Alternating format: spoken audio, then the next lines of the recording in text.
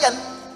Kalau istiqamah, wa allaw istaqamu, kalau kalian istiqamah ala tariqati, pada jalan manhaj yang telah aku turunkan ini, la asqainahum ma'an ghadaqa, aku akan limpahkan kepada mereka rizki yang tanpa batas. Karena kalau disampaikan dalam keadaan azan, itu berpeluang besar benarnya. Karena itu dan Al-Quran tidak ada yang salah. Ma'an ghadaqa di ayat ini bukan berarti air, tapi gambaran dari limpahan yang tiada bertepi. Bukankah kalau dalam saat haus paling enak minum air? Bukankah kalau energi itu hilang, air yang datang bisa menguatkan kembali? Ya kan? Bukankah air bisa menjadikan yang kotor menjadi bersih? Maka rizki itu sifatnya luas. Bisa jadi kemudian materi, bisa uang, bisa ketenangan, bisa limpahan keturunan, dan sebagainya. Istiqamah. Ada satu yang kalau ini benar dilakukan, bukan sekedar rizki, tapi Allah akan mengutus satu malaikat yang menjaga kita sampai wafat. Apa yang dimaksudkan? Kita lihat setelah menunaikan salat isya berjamaah.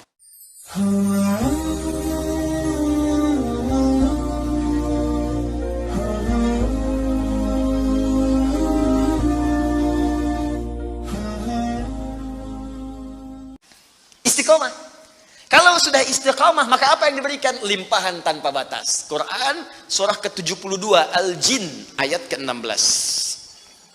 Saya selesaikan dulu yang ini ya sebelum pindah. Wa allaw istaqamu 'ala tariqati la asqainakum ma'an ghadaqa. Wa allaw istaqamu, kan kalau mereka istiqamah 'ala tariqati, pada jalan yang telah kami tetapkan. Kata Allah, jalan hidup jadikan role model kehidupan Nabi. Contoh prakteknya, lihat Siddiqin. Kalau mau bertahap pelan-pelan, baca satu ayat amalkan, seayat amalkan, hadis satu amalkan. Jangan banyak-banyak. Ya, belajar meninggalkan larangan. Minggu pertama larangan di mata, jauhi larangan mata. Pekan kedua larangan telinga, pekan ketiga larangan lisan, sampai ke ujung kaki, sampai tubuh kita terbiasa meninggalkan larangan. Praktekkan. Kalau istiqamah, wa allaw istaqamu, kalau kalian istiqamah ala tariqati, pada jalan manhaj yang telah aku turunkan ini, la asqainahum ma'an ghadaqa, aku akan limpahkan kepada mereka rizki yang tanpa batas. Karena kalau disampaikan dalam keadaan azan, itu berpeluang besar benarnya. Karena itu dan Al-Quran tidak ada yang salah. Ma'an ghadaqa di ayat ini bukan berarti air, tapi gambaran dari limpahan yang tiada bertepi. Bukankah kalau dalam saat haus paling enak minum air? Bukankah kalau energi itu hilang, air yang datang bisa menguatkan kembali? Ya kan? Bukankah air bisa menjadikan yang kotor menjadi bersih? Maka rizki itu sifatnya luas. Bisa jadi kemudian materi, bisa uang, bisa ketenangan, bisa limpahan keturunan, dan sebagainya. Istiqamah. Ada satu yang kalau ini benar dilakukan, bukan sekedar rizki, tapi Allah akan mengutus satu malaikat yang menjaga kita sampai wafat.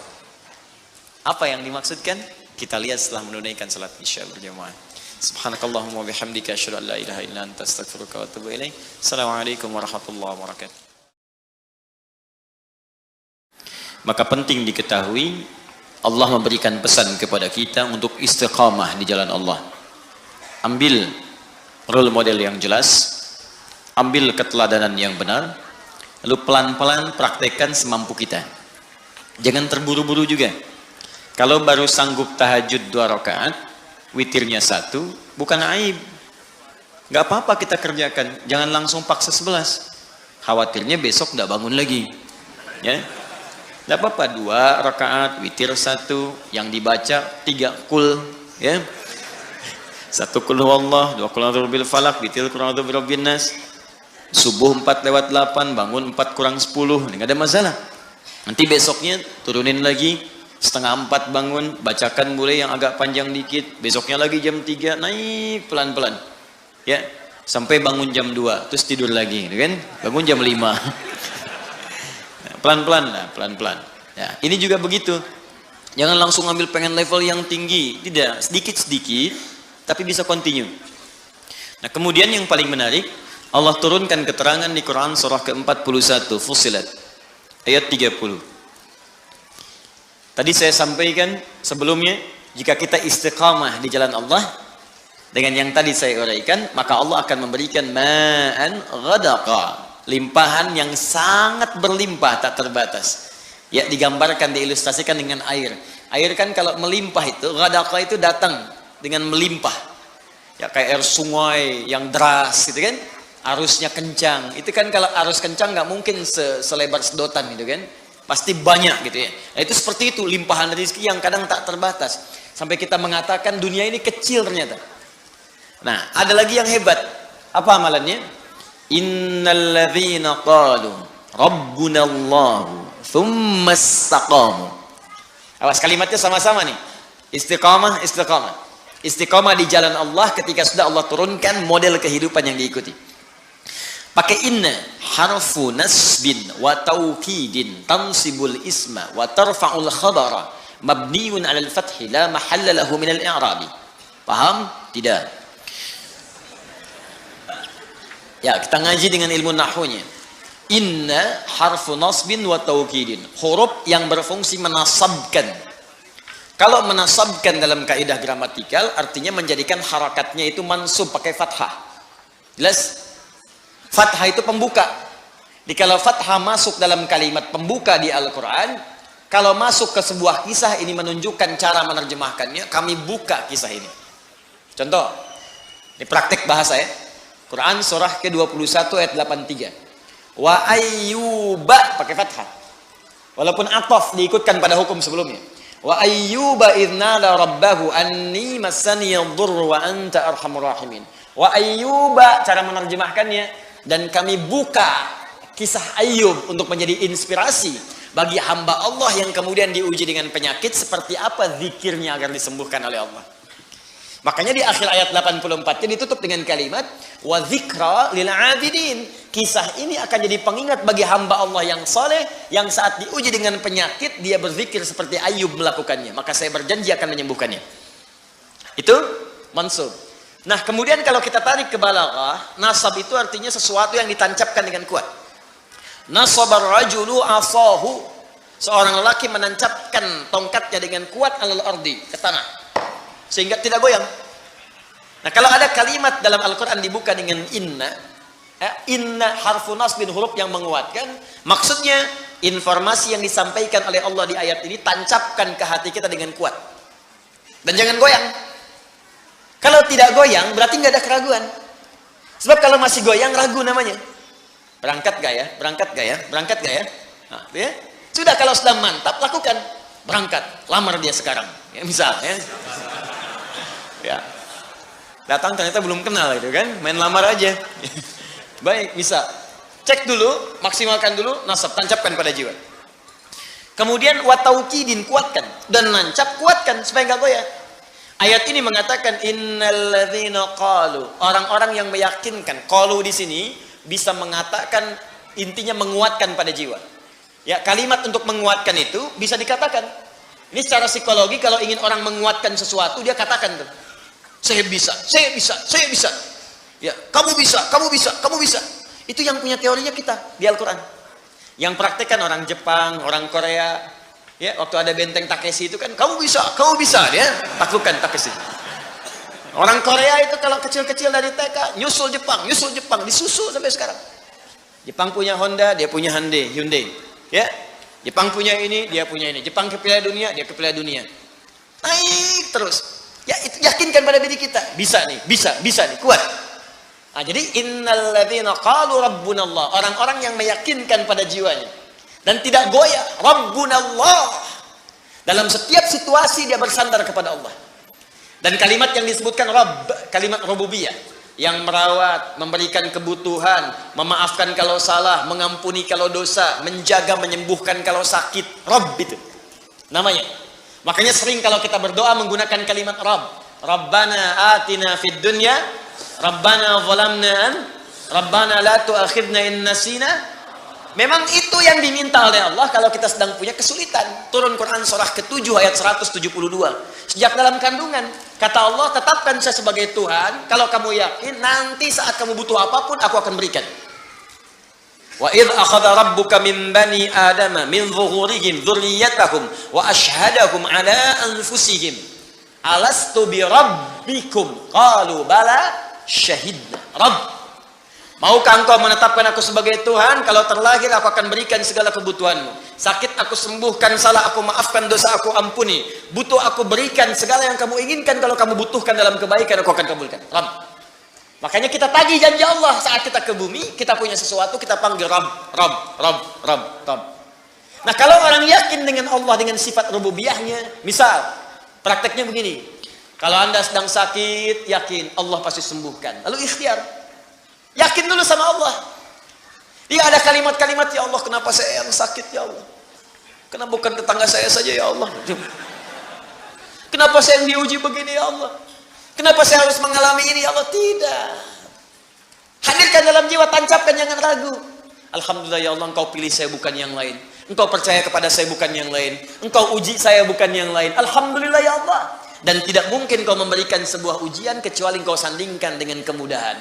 Lalu Anda bacakan. Tadi yang tadi, inna ma'al usri, inna ma'al usri. Bacakan itu, lalu minta berdoa kepada Allah. Ya Allah, engkau yang berjanji, engkau yang menepati. Engkau katakan dalam setiap kesulitan pasti ada kemudahan. Dan saya memohon dengan segenap janji dan kemuliaan kau sebutkan dalam Al-Quran. Minta, cepat diberikan. Ya, minta dengan bahasa yang indah. Itu dapat. Nah, itu jarang kita pakai, cuman dibaca, nggak diamalkan. Kalau kita konsisten dengan itu, di pekerjaan ada kesulitan, pasti Allah mudahkan, yakin saya. Jadi Allah itu bukan sekedar diucapkan, tapi dihadirkan, diikuti dalam jiwa. Bimbingannya, pedomannya, dirasakan mengawasi kita. Itu kalau orang sudah begitu, semua disandarkan kepada Allah, tawakalnya tinggi, disandingkan dengan ikhtiar yang positif. Pertama, dia nggak akan kecewa. Nggak ada gelisah dalam jiwanya. Saya tanya begini, Bapak Ibu ta'lim ke sini karena Allah atau karena Ustad? Ngaku. Allah. Ntar Ustadnya nggak ada, ya. Nah Allah. Kalau karena Allah, Anda nggak akan peduli. Ustadnya datang atau tidak, karena niat saya itu Allah. Karena Allah. Sama pengajar juga begitu, karena niatnya karena Allah bukan karena jamaah, banyak sedikit gak ada ukuran.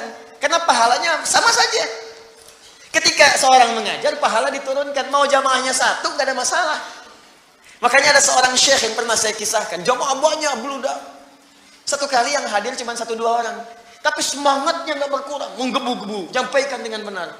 Orang bingung, syekh kemarin banyak orang, Anda begitu, sekarang cuma 2, begitu juga.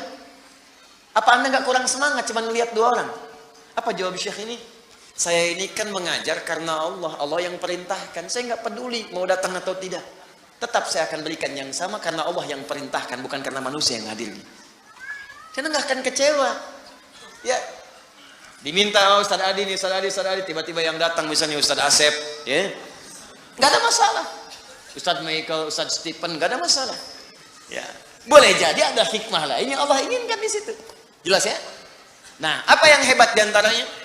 Innalladzina qalu rabbuna Allah. Orang-orang yang tawakalnya kuat kepada Allah. Lillah, ikhtiar lillah. Cari kerja karena Allah. Nggak dapat hari ini, alhamdulillah Allah ridho. Yang penting ridho dengan ikhtiar saya. Ikhtiar itu menghadirkan rezeki, bukan pekerjaannya. Ingat ikhtiarnya. Begitu ikhtiar keluar, rezeki akan diturunkan. Atau diakumulasikan pada puncak ikhtiar yang nanti kita dapatkan. Kemudian, perhatikan kalimatnya. Tatanazzalu alaihimul malaikah. Maka Allah akan menurunkan malaikat spesial untuk menjaga orang itu. Insyaallah. Alla takhafu, dijaga supaya enggak khawatir, enggak gelisah, tenang. Karena orang tawakal itu tenang, enak. Jalan hujan, alhamdulillah. Macet, alhamdulillah. Selalu ada solusi. Di rumah tangga ada persoalan, insyaallah selesai. Insyaallah selesai. Gitu aja gitu nih. Kata-kata kasar itu nggak harus keluar. Tangan-tangan diletakkan pada tempatnya. Ya, piring-piring punya haknya. Pintu juga punya haknya. Semua ada. Itu gambarannya. Jadi malaikat itu memberikan ketenangan pada jiwanya. Jangan marah, sabar, tenang. Wala tahzanu, nggak sedih dengan kehidupan yang dialami.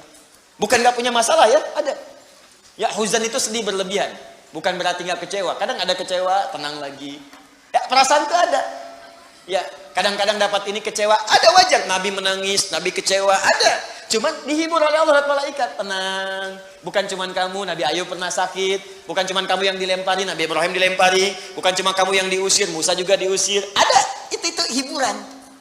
Tasliyah, tenang dalam jiwa kita. Wa abshiru bil jannati allati kuntum tu'adun. Dan Allah berikan kemantapan dalam jiwanya. Gak apa-apa capek saat di dunia. Toh pada akhirnya semua orang juga akan capek dan istirahat di alam kuburnya. Cuman saya menantikan surga yang dijanjikan oleh Allah Subhanahu wa ta'ala. Memang kalau nggak mau capek, ya di alam kubur, Bu.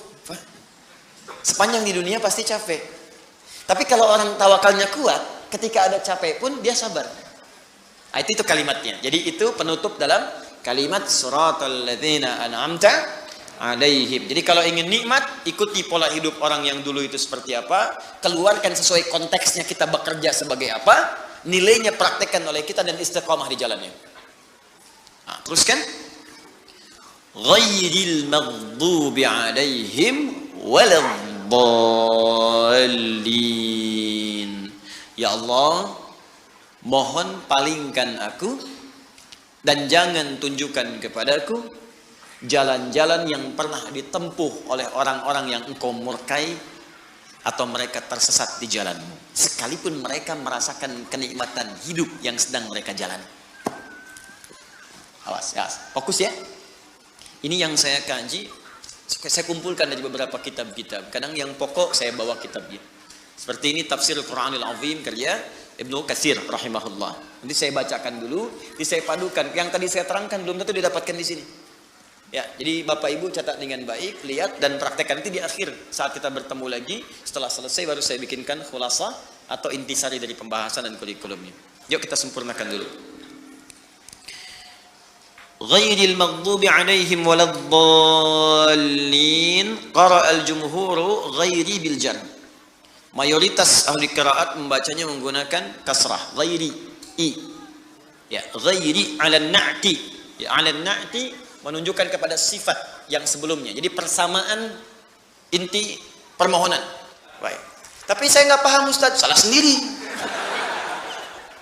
Baik, intinya pertama dibaca ghairi. Bisa dibaca ghairi menunjuk kepada orang-orang yang punya perasaan sama dengan sebelumnya serasa nikmat tapi mendapatkan laknat ataupun murka dari Allah Subhanahu wa taala. Qala Zamakhsyari. Zamakhsyari pernah berkata, pengarang kitab Al-Kasyaf.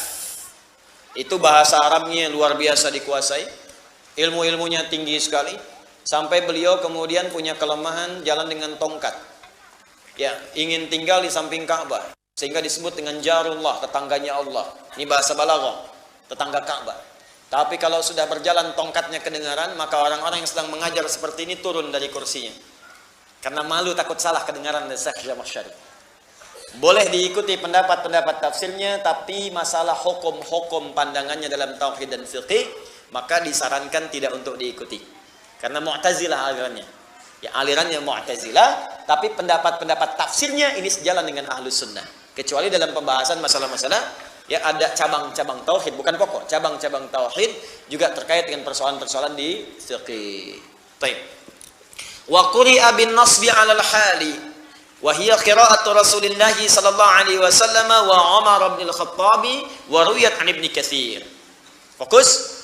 Kalimat ghairi bisa dibaca juga dengan nasab ghaira. Saya ulang.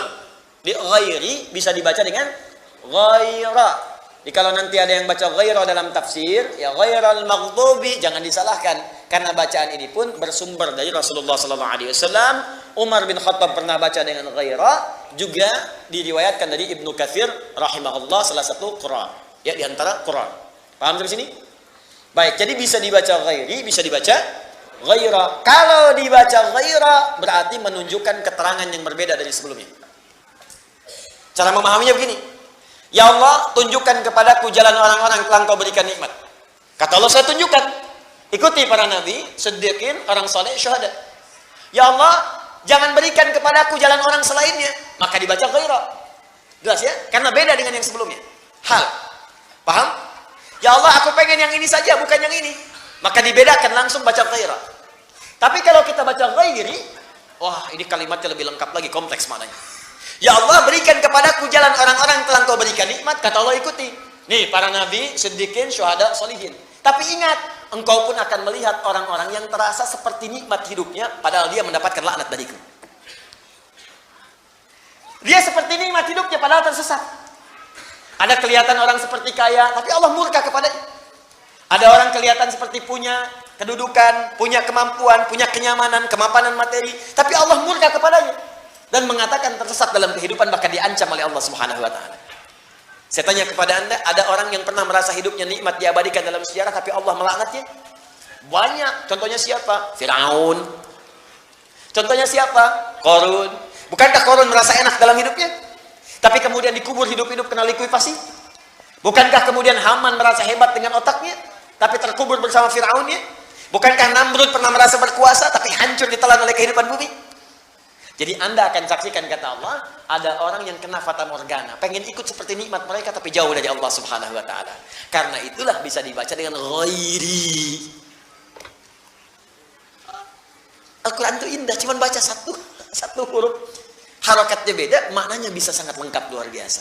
Jelas? Jadi kalau dibaca ghaira, saya nggak pengen seperti orang ini. Kalau dibaca ghairi, diterangkan orang-orang seperti mendapat nikmat, padahal dia salah dari jalur Allah Subhanahu wa taala. Paham?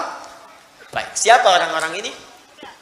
Yang kelihatan nikmat tapi tidak Allah sukai, yang kelihatan nyaman tapi sedang tersesat, atau yang kedua, kita langsung bermohon kepada Allah, ya Allah, walaupun belum tampak dalam pandangan saya, jauhkan saya dari mereka dan dari sifat-sifat mereka. Jangan sampai saya seperti itu. Baik dibaca ghairi ataupun ghaira. Yuk kita lihat. وذو الحال الضمير في عليهم والعامل أنعمت عليهم ممن تقدم وصفهم ونعتهم وهم أهل الهداية والاستقامة والطاعة لله ورسوله وامتثال أوامره وترك نواهيه وزواجره غير صراط المغضوب عليهم وهم الذين فسدت إرادتهم. Dengan keterangan kalimat ini, baik dibaca ghairi ataupun ghairu, Allah memberikan gambaran kepada mereka, maksudnya kita semua yang membaca ayat ini, ya, supaya mereka mengikuti ahlul hidayah, ya, berpedoman kepada orang-orang yang mendapatkan hidayah Allah, wal istiqamah wat ta'ah, orang-orang yang istiqamah, yang taat. Jadi Allah sampaikan kepada kita, ikuti orang-orang taat, ikuti orang-orang istiqamah, ikuti orang-orang yang dapat hidayah, 4 golongan tadi. Ya, kemudian wamtithali awamirihi, dan berusaha menunaikan perintah-perintah Allah, wa tarki nawahihi, dan meninggalkan larangan-larangannya. Dicari model seperti itu dari 4 tadi. Makanya tadi saya katakan di awal, kerjakan perintah, jauhi larangan. Kemudian selanjutnya, wa zawajiruhu ghairu siratal maghdubi alaihim, dan sekaligus dengan kalimat ini meminta kepada Allah agar dihindarkan dari sifat orang-orang yang merasa nyaman hidupnya di dunia tapi ternyata dilaknat oleh Allah. Atau memang ada juga yang tidak nyaman tapi juga dilaknat. Wah, ini yang paling menyedihkan. Sudah hidup gak enak, langsung dicela juga oleh Allah. Ya, Masya Allah. Nah, maka siapa mereka ini? Yuk kita baca. Alladzina fasadat iradatuhum fa'alimul haqqa wa 'adalu anhu. Pertama kata Allah, ini berlaku hukum umum bagi orang-orang yang fasadat iradatuhum, orientasi hidupnya sudah enggak jelas. Ini tolong dilihat, orang enggak jelas tuh begini kata Al-Qur'an. Mudah-mudahan kita masih jelas ya. Baik.